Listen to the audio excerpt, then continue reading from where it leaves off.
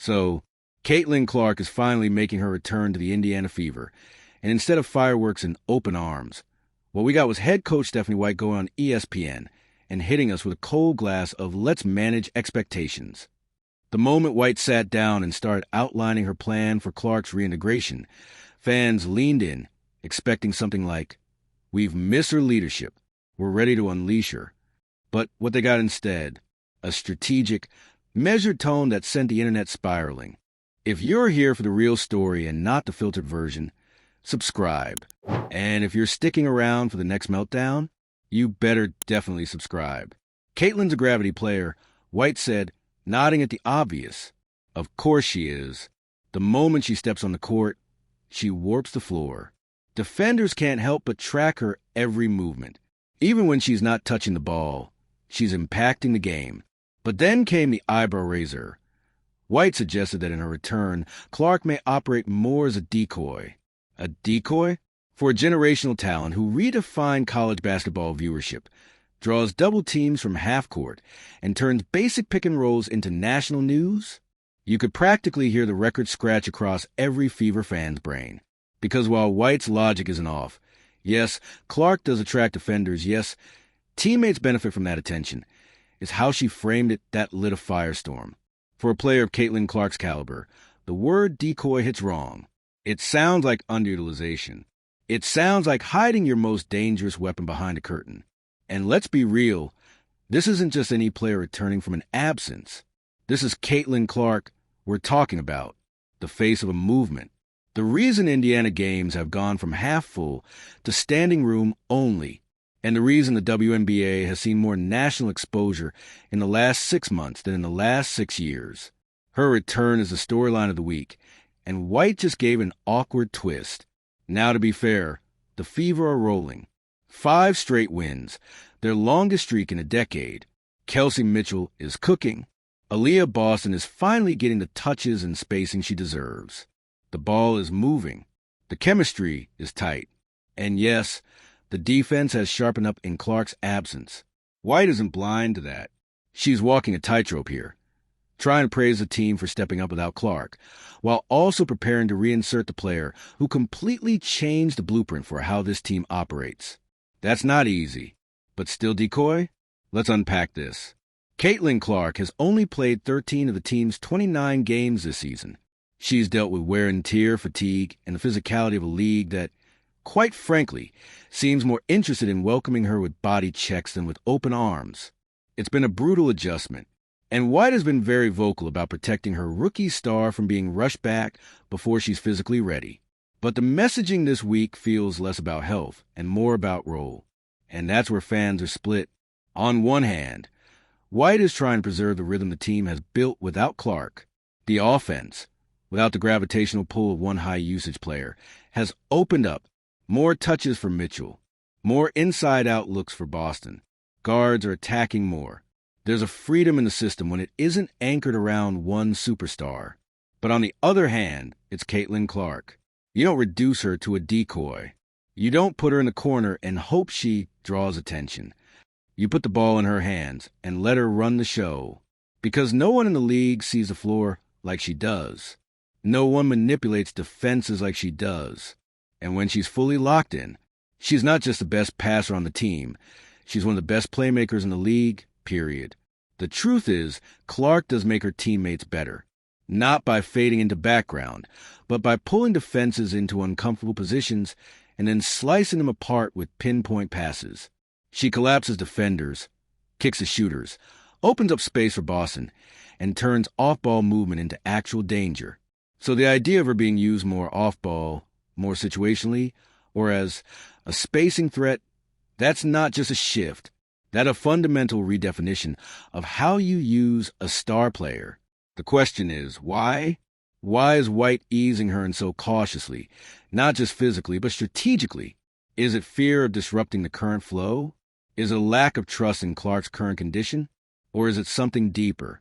There's been this whisper, this subtle narrative creeping through the media and fan base, that the Fever might actually be better without Clark, that her presence somehow slows the game down, that she's still adjusting to WNBA speed, that the team chemistry spikes when she's off the floor.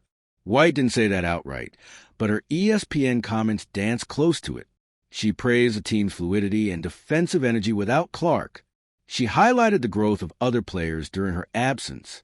She talked about dual styles of play, one with Clark, one without, and how difficult it's been to manage both. Again, she's not wrong.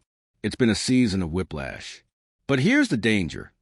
When you publicly frame Clark's return in terms of adjusting the offense around her, rather than simply elevating it through her, you give credence to the idea that she's an obstacle to success, not the key to unlocking it.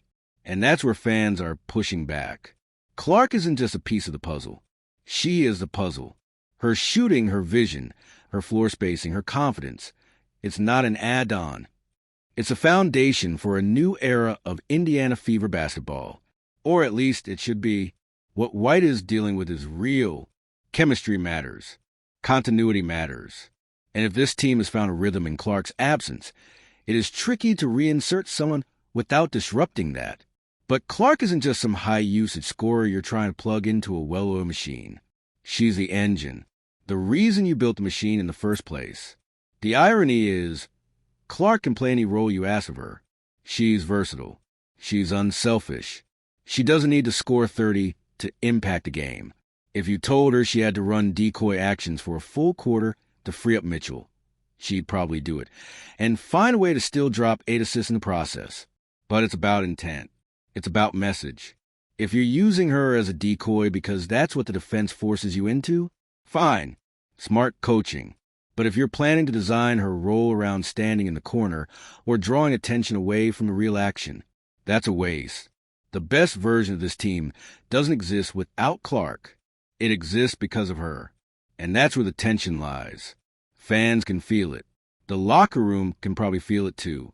A team that's found its groove in Clark's absence, now being asked to welcome her back without changing too much, that's a balancing act most teams fail. But the great ones figure it out. White has a choice. Lean into the generational talent she has, or try to ease her back into a system that's been working for now. But the truth is, the Fever aren't built for good enough. Not anymore. Not with Caitlin Clark. And if you're playing her like a decoy, you're not building toward a title, you're managing vibes. So when Clark steps back onto court, all eyes will be on her again. But this time, they'll also be on White, because now we know the plan. And the plan, at least as presented, doesn't sound like put the ball in Clark's hands and let her change the game. It sounds like caution. It sounds like compromise. If the Indiana Fever are truly serious about evolving into a playoff-caliber team, not just this season, but long-term, then the Caitlin Clark conversation has to shift. It can't be about how do we reintegrate her gently, or how do we adjust the system without ruining the current chemistry. It has to be bigger, more forward-thinking. Because whether the team has been winning without her or not, the ceiling with Clark is exponentially higher. And that's the thing fans seem to be screaming for. This isn't just a player we're talking about. It's a player who redefined an entire sports trajectory. When Caitlin Clark arrived in the league, she wasn't coming in to be a role player or a floor spacer. She was brought in to be the core, the North Star, the reason the franchise would matter again. The team's recent 5-game win streak, without her, is impressive. It's a testament to growth, to players stepping up, to finding confidence and rhythm.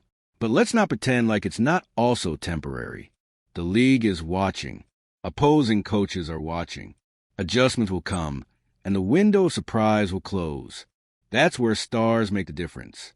And Clark? She's not just a star. She's a system changer. What makes this balancing act so fascinating and so risky is the psychological component. Stephanie White has a locker room full of players who have felt overlooked for years. Kelsey Mitchell has been dropping 20-plus in silence since before Clark was even a household name.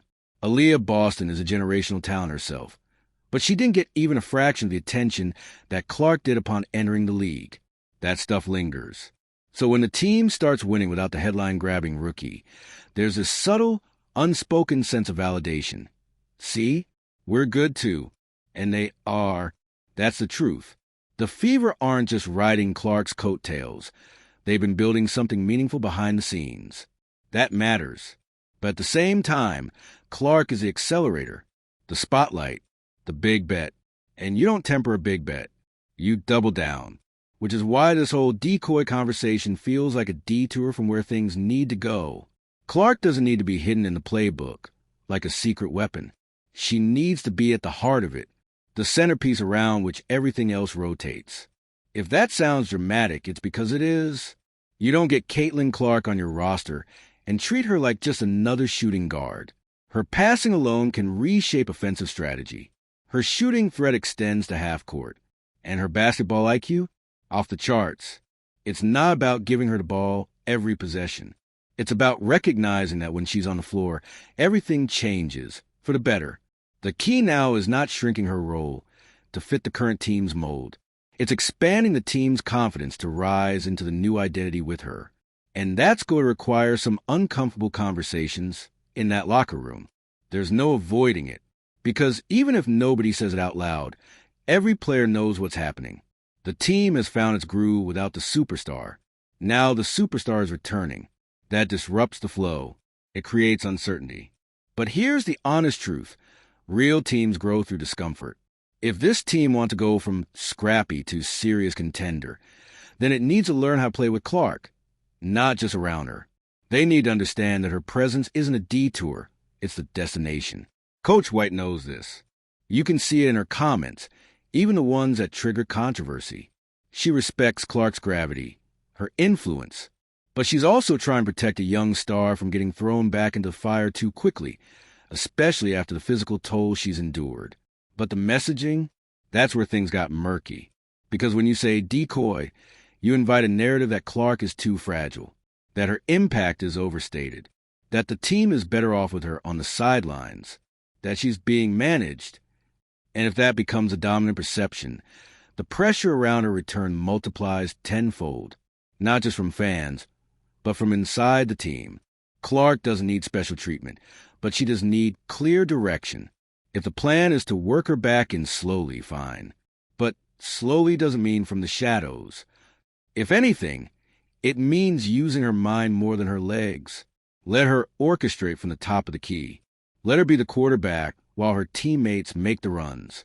Because the best part about Caitlin Clark isn't her shooting or even her scoring. It's her vision. She can read defenses like a novel. She knows where everyone is before the play develops. That's something you build around, not hide behind. So what does that look like in practice? It means adjusting the offense with her, not sidelining her for the sake of rhythm. It means getting her teammates to trust that her passes will come on time, on target. It means giving Boston and Mitchell even more efficient looks than they've already been getting, simply because Clark draws so much attention. It also means letting Clark operate without fear of stepping on toes. That part is on White. The team needs clarity.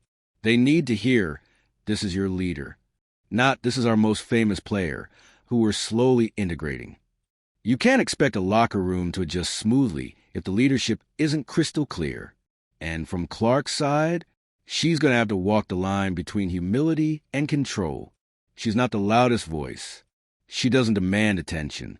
But her game speaks louder than words. And now, with the narrative starting to suggest the team might function better without her, she's going to have to prove, again, that she makes everyone better. It's not fair, but it's real. Because the league isn't watching to see if Clark can reintegrate. They're watching to see if Clark can dominate. Anything short of that, and the vultures will circle. That's the pressure of being Caitlin Clark.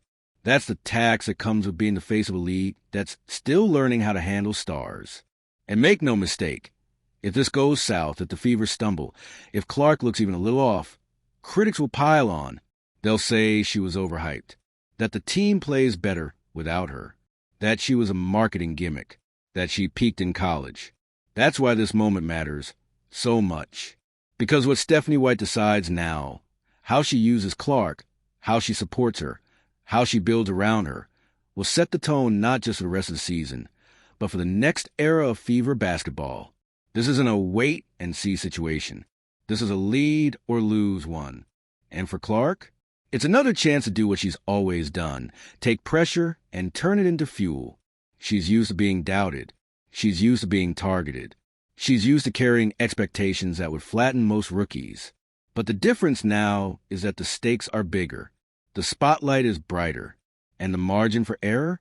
Razor thin. So when she steps back onto court, all eyes won't just be on how many points she scores. They'll be watching to see how the team moves with her, how they respond, how they gel, how they elevate. Because this isn't just Caitlin Clark's return. It's a return of possibility, of what this team could be when the star isn't a decoy, but the catalyst. Let's hope they recognize that before it's too late. And now, here we are, at a crossroads where strategy meets identity, where the Indiana Fever must decide what kind of team they want to be. One that plays it safe, or one that plays to win with its most valuable asset front and center. The idea of easing Caitlin Clark back, it might sound smart on paper. Lowers risk, maintains chemistry, keeps everyone comfortable, but sports don't reward comfort. They reward clarity. And nothing about Clark's presence is comfortable. She brings chaos, spotlight, noise, but most importantly, she brings results. There's a misconception brewing that's got to be shut down. It's the myth that a team being functional without a star means they're better without that star. In reality, a good team learns to survive without its centerpiece. But a great team learns to thrive because of them. Let's be clear, the Fever's 5-game win streak is admirable. It proves that the supporting cast is leveled up, that roles are better understood, and that the team has grit. But grit without gravity won't get you deep into the postseason. That's where Clark comes in. Caitlin Clark shifts not just how defenses move, but how her own team thinks. When she's on the floor, passing lanes open. Shooters get cleaner looks. The post isn't clogged with static. She creates dynamic basketball, not just by what she does, but by what others stop doing to stop her. So when Stephanie White says Clark might be used more as a decoy, what she's inadvertently signaling is caution. And caution is fine if you're protecting a player's health. But it's a red flag if it means you're retreating from the identity you were supposed to build around her. Because again, this franchise chose Clark. They didn't stumble into her. They drafted her knowing she was a once-in-a-generation player, knowing she would bring media, merchandise, ticket sales, expectations, and scrutiny. This was not a, we'll see how she fits, kind of investment. This was a bet-the-house moment. So if the approach now is ease her in or work around her, then something fundamental has shifted. Maybe it's nerves. Maybe it's pressure. Maybe it's the locker room dynamic. But whatever it is, it needs to be addressed fast. Because this team can't afford an identity crisis. Think about it. In Clark's absence, everyone had to step up. That's a good thing. Players like Mitchell and Boston flourished. But now that Clark is returning, the real challenge is whether those players can continue to perform with her, not instead of her. That's where coaching matters most. Stephanie White's job now isn't just XS and OS. It's managing egos, expectations, and energy. It's telling each player, your role still matters, even with Caitlin back. It's making sure Clark knows that she's not being punished for her absence, but also making sure the rest of the team doesn't feel like they're being benched to make room for a returning star. It's a balancing act. And White's recent comments suggest she knows that, but doesn't quite know how to say it without ruffling feathers. That's a tightrope. Be honest without sparking resentment. Be cautious without sounding like you're diminishing your star. But walking that line too carefully can send mixed messages. And in pro sports, mixed messages can unravel a team faster than any bad game. And let's talk about Clark herself for a second. She's been through it this season. From overly physical defenses to questionable officiating to social media backlash from peers, she's taken hit after hit, literally and metaphorically. Yet she hasn't snapped. She hasn't whined. She's shown up, played her game, and stayed locked in. And now, after a stretch on the sideline, she's returning to a team that, on the surface, has figured itself out. That's not just a strategic hurdle. It's a psychological one. If Clark feels like she has to tiptoe back into her team, that impacts her confidence, her rhythm, and ultimately her impact on the court. The narrative can't become, how can Clark fit into this team? The narrative must be, how can this team now fully realize its potential with Clark leading it? Because no matter how solid the Fever have looked without her, their ceiling has always depended on her. Without Clark, this team could be good, gritty, solid. With Clark, this team could be dangerous. But only if they let her be Caitlin Clark. That doesn't mean she needs to shoot 30 times a game. It doesn't mean she runs every possession.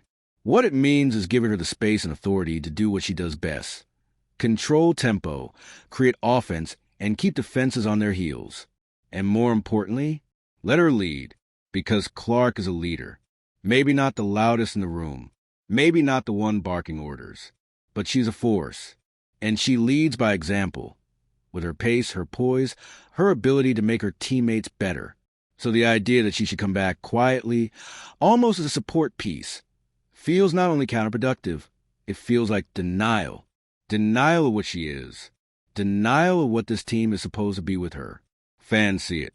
The media sees it. Even opposing teams see it. The only question is, does the Fever's own coaching staff?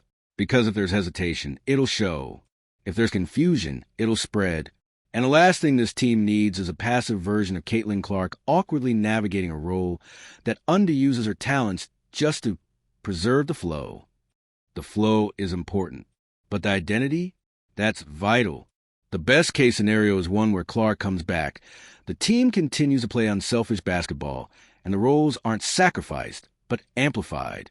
Where Clark's return doesn't flatten the momentum, but supercharges it. That's possible, but it requires clear direction. No half measures. Players like Mitchell and Boston, they should thrive more with Clark, not less. Shooters should find easier shots.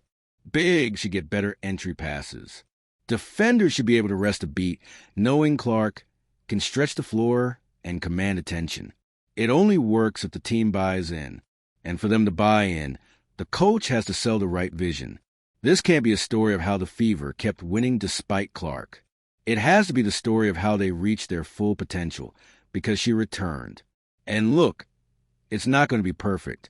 There will be ugly stretches, turnovers, confusion, maybe even a game or two where the rhythm disappears completely. That's what happens when teams recalibrate mid-season.